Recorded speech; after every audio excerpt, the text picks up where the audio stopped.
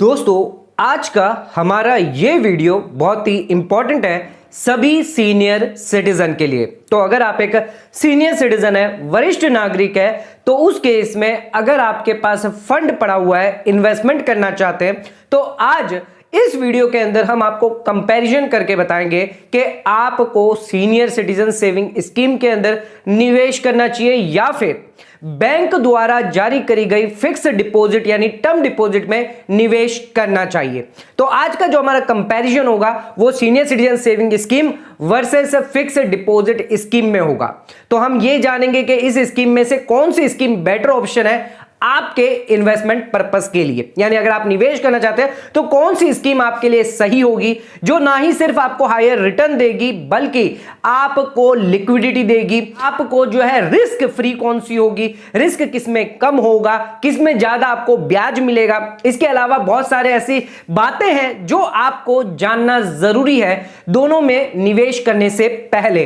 अगर आप senior citizen में निवेश करना चाहते हैं तो उसके बारे में जानना जरूरी है कि क्या बेनिफिट, क्या फायदा आपको सीनियर सिटीजन सेविंग स्कीम में मिलेगा जो आपको एफडी में नहीं मिलेगा। अगर आप एफडी में निवेश करना चाहते हैं तो आपको यह जानना जरूरी है कि एफडी में कौन से ऐसे फायदे मिलेंगे जो आपको सीनियर सिटीजन सेविंग स्कीम में नहीं मिलने वाले। तो दोनों को ही आज कंपैरिजन कर लेते हैं और आपके लिए एक बेटर ऑप्शन निकाल के लेके आते हैं। तो दोस्तों, आज का वीडियो आप सभी के लिए बहुत इंपॉर्टेंट है, वीडियो को एंड तक जरूर देखें। चैनल पर नए तो सब्सक्राइब कर लीजिए और बेल आइकन पर नोटिफिकेशन पे क्लिक कर लीजिए ताकि आपको आने वाले सभी नोटिफिकेशन रिगार्डिंग हमारे वीडियोस रेगुलरली मिलते रहे। आइए स्टार्ट करते अपने आज के वीडियो को बिना देरी करते हुए।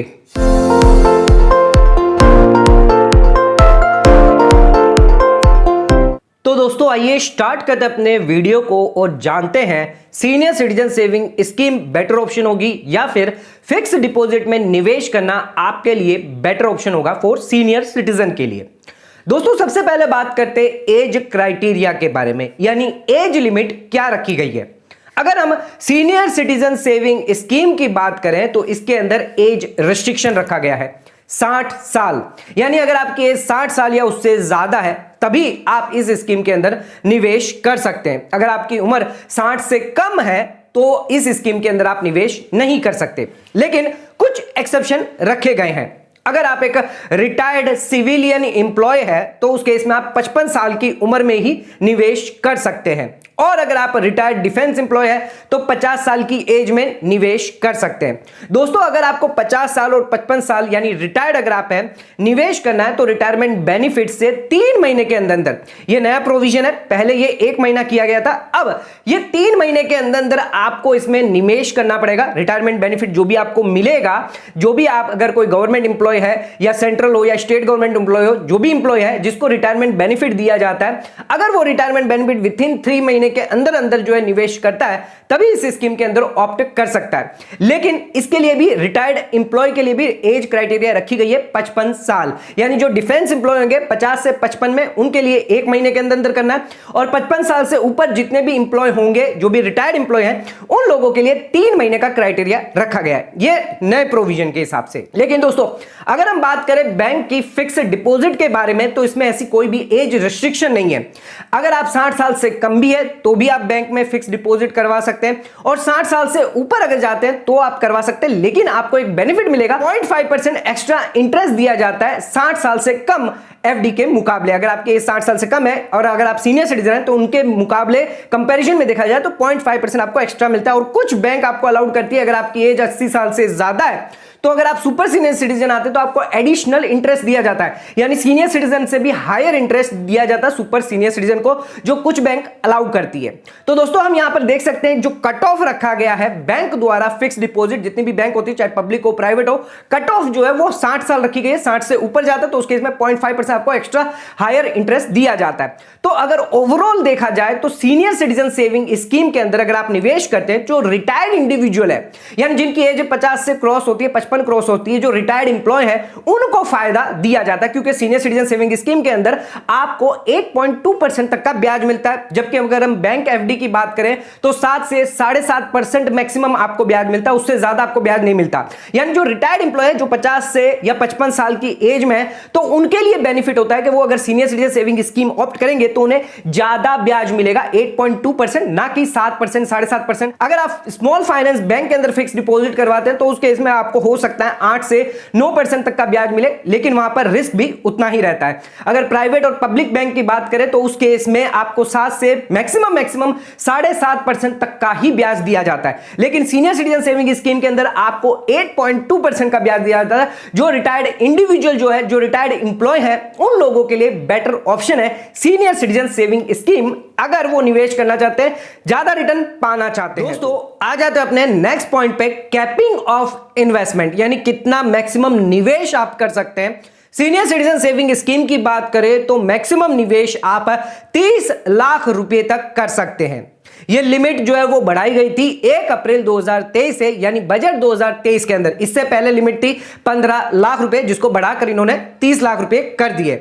यानी अगर आपने एक से सीनियर सिटीजन सेविंग अकाउंट खुलवाया या एक से ज्यादा मल्टीपल कितने भी आप अकाउंट खुलवाते हैं, सभी अकाउंट को मिलाकर ओवरऑल जो लिमिट है वो 30 लाख रखी गई है। अगर कोई इंडिविजुअल है जो अपनी स्पाउस का अलग से सेविंग अकाउंट खुलवाता है, सीनियर सिटीजन सेविंग अकाउंट, तो उस केस में अपनी स्पाउस पर वो 30 लाख की लिमिट और ले सकता है, यानी खुद पर 30 लाख और स्पाउस पर 30 लाख, यानी दोनों पर टोटल 60 लाख का बेनिफिट ले सकता है। लेकिन आपको सेपरेट अकाउंट खुलवाना होगा। अगर आपने अपने ही अकाउंट के अंदर उनको ज्वाइंट कर दिया तो उस केस में 30 लाख रुपए से ज्यादा इस स्कीम के अंदर निवेश नहीं कर सकते। तो जो टैक्स पेयर ऐसे सीनियर सिटीजन है जिनको लार्ज इन्वेस्टमेंट करना है, लार्ज फंड के लिए वो देख रहे हैं ऑप्शन, तो senior citizen saving scheme 30 lakh से ज्यादा आप नहीं कर सकते। यानी 30 लाख से ज्यादा अगर आप करना चाहते हैं तो 30 लाख तक तो सीनियर सिटीजन सेविंग स्कीम में आप कर सकते हैं। इससे ज्यादा आपको अदर स्मॉल सेविंग इन्वेस्टमेंट जो ऑप्शन चूज करने होंगे। आप फिक्स डिपॉजिट में कर सकते हैं, रिकरिंग डिपॉजिट में कर सकते हैं, एनएससी के अंदर कर सकते हैं, लेकिन सीनियर सिटीजन सेविंग स्कीम के अंदर आपको बेनिफिट नहीं मिलेगा 30 लाख से ज्यादा, क्योंकि इसमें सबसे ज्यादा हाईएस्ट इंटरेस्ट रेट दिया जाता है अदर स्मॉल सेविंग स्कीम के मुकाबले। तो यह एक ड्रॉबैक होता है लार्ज सीनियर सिटीजन के लिए जिनके पास लार्ज फंड है।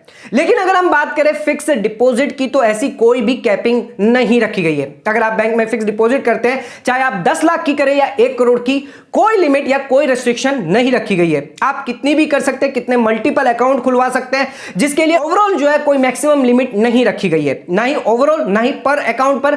फिक्स डिपॉजिट अगर आप करवाते हैं तो कोई भी रेस्ट्रिक्शन नहीं रखी गई है। तो दोस्तों अगर आप सीनियर सिटीजन सेविंग स्कीम में जाना चाहते हैं तो लार्ज जो टैक्स पेयर होंगे, जो लार्ज इंडिविजुअल है, जिनको ज्यादा इन्वेस्टमेंट करना चाहते हैं, तो उनके लिए रेस्ट्रिक्शन सिर्फ 30 लाख रुपए का रखा गया है सीनियर सिटीजन सेविंग स्कीम के अंदर। पर अगर बैंक में अगर वो फिक्स डिपॉजिट करते हैं तो आप कितना भी निवेश कर सकते हैं, कोई रेस्ट्रिक्शन नहीं है।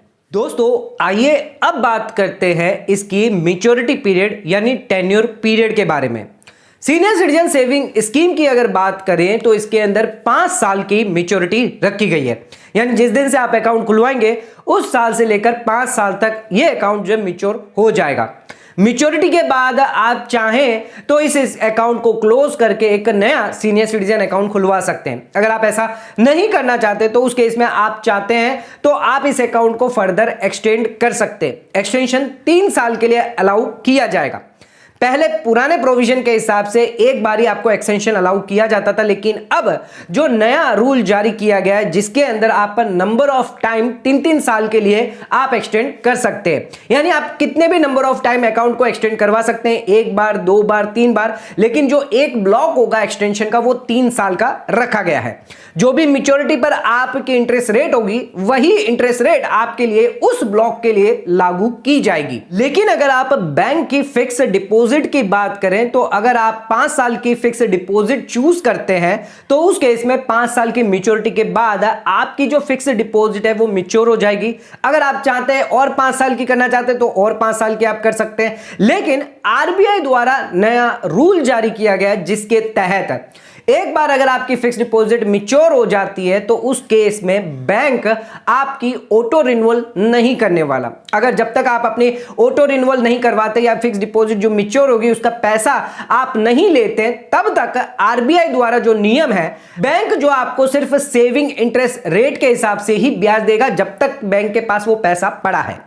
यानी दिसंबर महीने के अंदर आपकी फिक्स डिपॉजिट मैच्योर हो जाती है, लेकिन अगर आपने फरवरी या मार्च तक उस फिक्स डिपॉजिट के अमाउंट को, मैच्योर अमाउंट को क्लेम नहीं किया या आपने रिन्यू नहीं करवाई फिक्स डिपॉजिट किसी कारणवश, तो उस केस में उस 2 महीने या 3 महीने में जो भी आपको ब्याज दिया जाएगा वो सेविंग इंटरेस्ट रेट के हिसाब से दिया जाएगा, जो 3 या 4% की रेट के हिसाब से होगा। अगर वो ब्याज जो होगा अगर आपकी फिक्स डिपॉजिट से भी कम है, अगर सेविंग इंटरेस्ट रेट का जो ब्याज है उससे भी कम आपकी फिक्स डिपॉजिट का ब्याज निकल के आता है, यानी 3-4% से कम की अगर आपकी फिक्स डिपॉजिट का ब्याज होगा उस पीरियड के दौरान मैच्योरिटी के बाद, तो उस केस में आपको उतना कम पर ब्याज दिया जाएगा। यानी जो भी आपकी फिक्स डिपॉजिट जो सेविंग से भी कम होगा उस पर ही आपको उतना ब्याज उस रखे पैसे पे दिया जाएगा। आपको फिक्स डिपॉजिट के ब्याज का बेनिफिट नहीं मिलेगा जो 6 से 7% के केस के अंदर मिलता है, वो ब्याज का बेनिफिट आपको नहीं मिलेगा अगर आप अपनी बैंक एफडी को रिन्यू नहीं करवाते या जो मैच्योर पैसा है वो क्लेम नहीं करते। तो ये एक बहुत बड़ा ड्रॉबैक बैंक एफडी में देखने को मिल जाता है जो आपको सीनियर सिटीजन सेविंग स्कीम के अंदर देखने नहीं मिलता, क्योंकि 5 साल के बाद आपके पास 1 साल का समय पीरियड रहता है। 1 साल के अंदर कभी भी आप अपने अकाउंट को जो वो एक्सटेंड करवा सकते हैं। तो 1 साल के समय पीरियड के अंदर भी आपका जो इंटरेस्ट है वो बरकरार रहता है जो भी आपका मैच्योरिटी पर आपको दिया जाता है। दोस्तों आ जाते हैं अब अपने अगले पॉइंट पे जो है इन्वेस्टमेंट प्रोटेक्शन, यानी कैपिटल प्रोटेक्शन या गवर्नमेंट गारंटेड रिटर्न देना। तो अगर हम बात करें सीनियर सिटीजन सेविंग स्कीम के अंदर जिसके अंदर गवर्नमेंट खुद आपको गारंटी देती है, ना ही सिर्फ आपका इन्वेस्टमेंट 100% सिक्योर होता है, जबकि आपको जो रिटर्न दिया जा रहा है वो भी गारंटेड आपको दिया जाएगा। अगर आप फिक्स डिपॉजिट की बात करें जहां पर कोई भी गवर्नमेंट गारंटी नहीं होती है, सिर्फ 5 लाख रुपए तक आपको सिक्योरिटी दी जाती है। सीनियर सिटीजन सेविंग स्कीम के अंदर अगर आप 30 लाख निवेश करते हो तो पूरा का पूरा 30 लाख रुपए आपका सेफ है। जो भी ब्याज आपको दिया जाता है वो भी गारंटेड रिटर्न आपको मिल जाता है। बैंक एफडी की बात करें तो आप एक बैंक के अंदर पर अकाउंट होल्डर, चाहे आपका सेविंग अकाउंट हो, फिक्स डिपॉजिट अकाउंट हो, आरडी अकाउंट हो या कोई अदर अकाउंट क्यों ना हो, सभी अकाउंट को मिलाकर 5 लाख की लिमिट रखी गई है पर बैंक पर। यानी 5 लाख से ज्यादा, चाहे वो गवर्नमेंट बैंक हो, प्राइवेट बैंक हो, स्मॉल फाइनेंस बैंक हो, जितनी भी बैंक हैं उन सभी के अंदर अगर आपका अकाउंट है तो पर बैंक के अंदर 5 लाख से ज्यादा आपको इंश्योरेंस नहीं दिया जाएगा DICGC की तरफ से, जो RBI की सब्सिडरी है। तो अगर आप बैंक में फिक्स डिपॉजिट करते हैं, किसी पर्टिकुलर बैंक के अंदर अगर आपने फिक्स डिपॉजिट करिए, स्टेट बैंक ऑफ इंडिया के अंदर अगर आपने 50 लाख की फिक्स डिपॉजिट कर दिए तो सिर्फ आपका 5 लाख ही सिक्योर होगा। बाकी का जो 45 लाख अगर बैंक डूब जाती है, किसी कारणवश कभी बैंकरप्ट हो जाती है, तो ये 45 लाख रुपए आपको कभी नहीं मिलेंगे।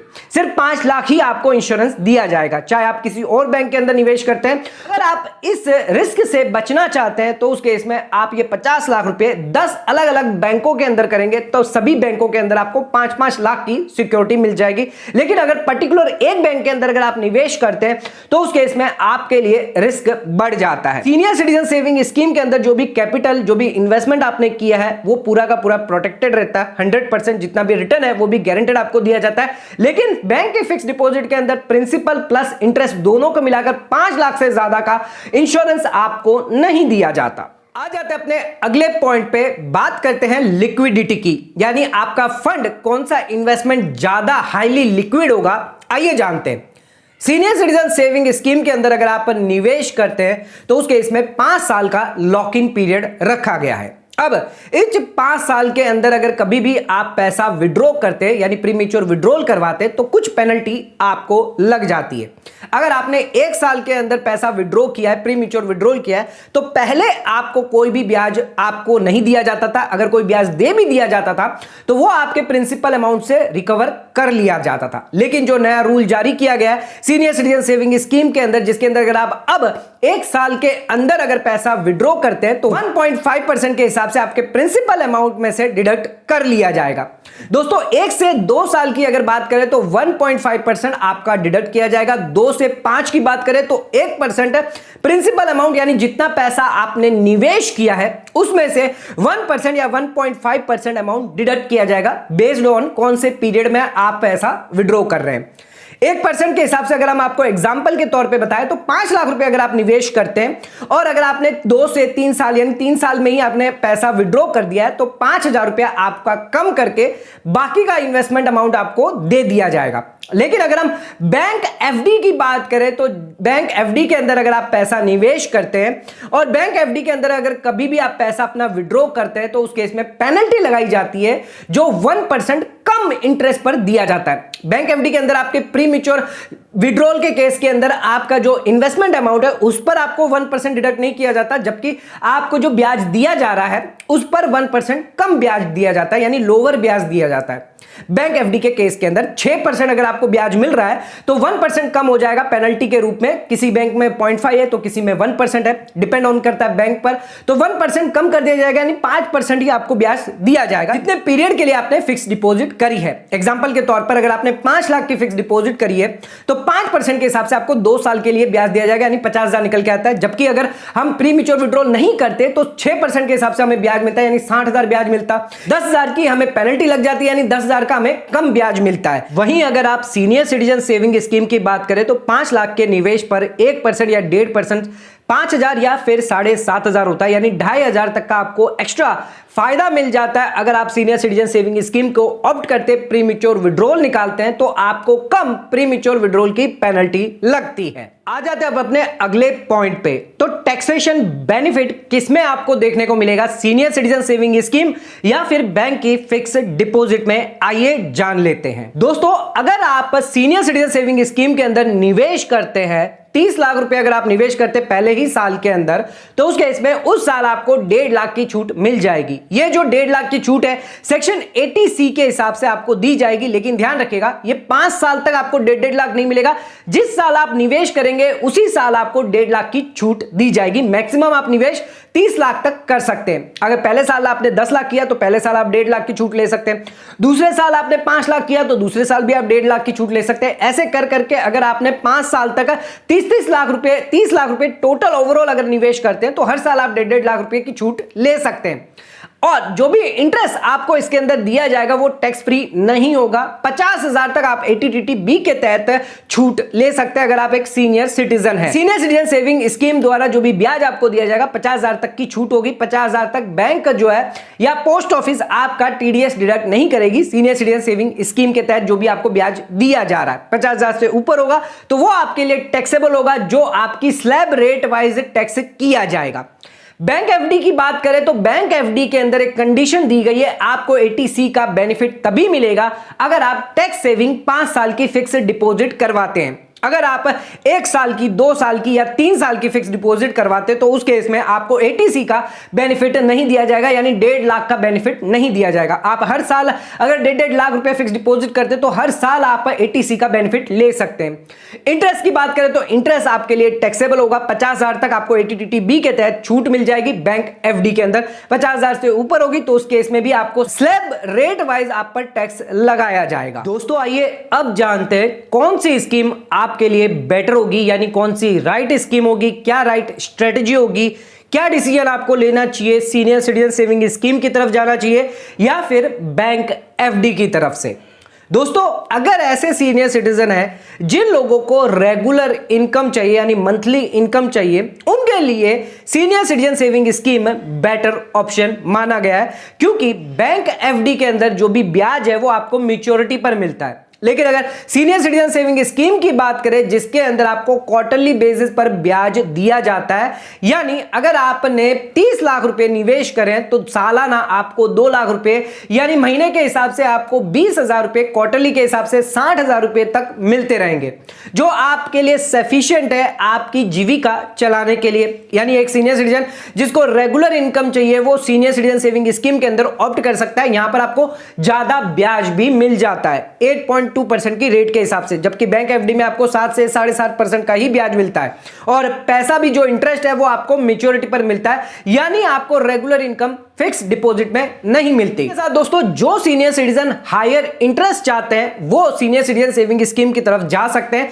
ना कि बैंक एफडी की तरफ से, क्योंकि सीनियर सिटीजन सेविंग स्कीम के अंदर आपको 8.2% का ब्याज मिलता है, जबकि बैंक एफडी के अंदर आपको इससे कम का ब्याज मिलता है, 1 से 2% कम ब्याज आपको दिया जाता है। अगर आप हायर इंटरेस्ट चाहते हैं तो आप सीनियर सिटीजन सेविंग स्कीम की तरफ जा सकते हैं। तो आइए अब उन सीनियर सिटीजन की बात करते हैं जिनको कैश फ्लो की रिक्वायरमेंट रहती है, यानी साल के अंदर 2 साल साल के अंदर अगर कभी भी पैसे की इमरजेंसी आ जाती है तो उस केस में ऐसे सीनियर सिटीजन ना ऑप्ट करके बैंक एफडी में निवेश करना चाहिए। आप अलग अलग टर्म की फिक्स डिपॉजिट में निवेश कर सकते हैं। अगर आपको हर साल कैश की रिक्वायरमेंट रहती है तो आप 1 साल की, 2 साल की, 3 साल की फिक्स डिपॉजिट कर सकते हैं, लेकिन उसके अंदर आपको एटीसी का बेनिफिट 1.5 लाख का नहीं मिलेगा। आप 5 साल की भी फिक्स डिपॉजिट कर सकते हैं। अगर आपके पास टोटल 30 लाख का निवेश है तो आप अलग अलग बैंकों के अंदर यानी 6 बैंकों के अंदर आप निवेश करें ताकि आपका कैपिटल प्रोटेक्शन भी हो और आप फिक्स डिपॉजिट में 5 लाख तक इंश्योरेंस भी ले सके। हर एक बैंक के अंदर आपको 5 लाख का इंश्योरेंस मिलता है, तो अलग अलग 5 या 6 बैंकों के अंदर आप 5-5 लाख के हिसाब से आप निवेश करें, जिसमें से पहली जो 3 एफडी होगी वो 1 साल की, 2 साल की, 3 साल की एफडी करें और बाकी की जो 3 एफडी है वो आप 5-5 साल की करें। इससे आपको हर साल कैपिटल मिलता रहेगा।